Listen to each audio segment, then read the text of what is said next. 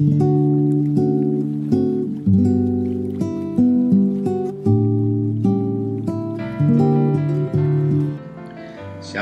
jemaat terkasih di dalam Tuhan Yesus Kristus. Kerinduan untuk memiliki keturunan bagi pasangan suami istri adalah sesuatu yang mulia. Tujuan utama pernikahan memang bukan untuk mendapatkan keturunan. Tujuan utama pernikahan Kristen adalah membentuk persekutuan suami istri yang berbahagia, yang diikat oleh kasih Allah yang tidak terputuskan. Anak adalah anugerah Allah. Berdoalah kepada Bapa supaya pernikahanmu dianugerahinya keturunan. Bagaimana jika tidak ada keturunan?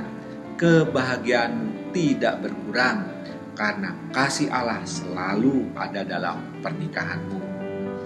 Jemaat yang dikasihi Kristus, firman Tuhan dalam Maleakhi 2 ayat 15a berkata, "Bukankah Allah yang esa menjadikan mereka daging dan roh? Dan apakah yang dikehendaki kesatuan itu? Keturunan ilahi."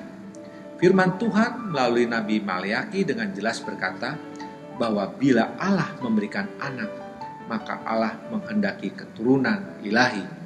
Saudara-saudaraku, hari ini Allah membicarakan keturunan ilahi sebagai peringatan kepada kita semua. Allah tidak mau kita berlaku seperti orang Israel pada zaman Nabi Maleakhi. Karena orang Israel pada waktu itu tidak terkecuali para pemimpinnya, banyak yang menikah dengan perempuan asing, penyembah berhala. Banyak pula yang tidak setia dengan istri sahnya di dalam Tuhan. Mereka hidup berpoligami. Dengan demikian, mereka memiliki keturunan dengan perempuan asing yang tidak percaya kepada Tuhan. Pengaruh para penyembah berhala ini sangat kuat, sehingga anak-anaknya tidak dididik berdasarkan firman Allah. Keturunannya tidak diajarkan kebenaran firman Tuhan. Anak-anaknya dididik untuk mengikuti Allah lain, Allah asing, bukan kepada Tuhan. Keturunan seperti ini akan merusak bangsa Israel secara rohani. Jemaat yang terkasih, jadi apakah artinya keturunan ilahi? Anak-anak haruslah lahir di dalam keluarga yang takut akan Tuhan. Buah kandungan haruslah dididik oleh pasangan suami istri yang sungguh mengasihi Tuhan.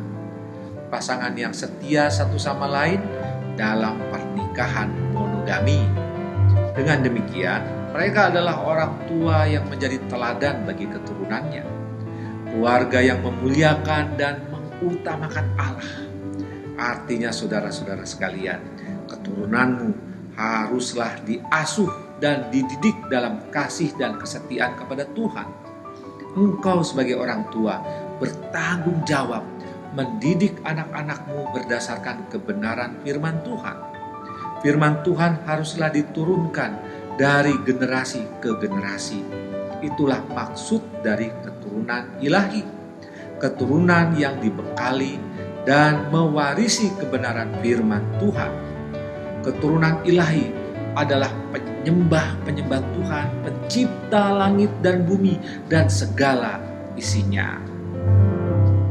Oleh karena itu, perhatikanlah firman Tuhan sesuai dengan Maleakhi 2 ayat 15b. Jadi jagalah dirimu dan janganlah orang tidak setia terhadap istri dari masa mudanya. Firman Tuhan memberikan dua nasihat. Pertama, jagalah dirimu. Bagaimana menjaga diriku? Berjalanlah selalu bersama Tuhan dengan melakukan firman Allah. Biarlah hatimu selalu tertuju dan berfokus kepada Tuhan. Firman Tuhan dalam Amsal 4 ayat 23 berkata, "Jagalah hatimu dengan kewaspadaan, karena dari situ terpancar kehidupan." Takutlah akan Tuhan, maka kau akan selamat dan hidup.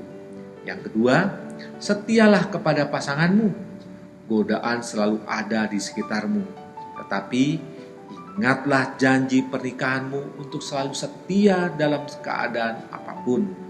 Kaya miskin, sehat sakit, jaya bangkrut, ada keturunan atau tidak, baik keadaan susah maupun senang. Jemaat yang dikasihi Kristus, Sebagai hamba Tuhan Yesus Kristus, saya menasihatkan kepada engkau sebagai orang tua, doakan anak-anakmu, doakan keturunanmu dari sekarang, bahkan jika masih berada di dalam kandungan, supaya Tuhan mempersiapkan pasangan hidupnya kelak, yaitu orang yang takut akan Tuhan dan percaya kepada Yesus Kristus sebagai Tuhan dan Juru Selamatnya.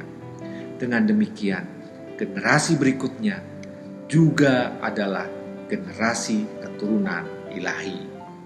Amin.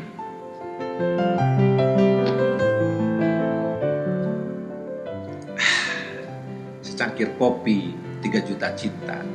Selamat pagi, Tuhan Yesus memberkati saudara.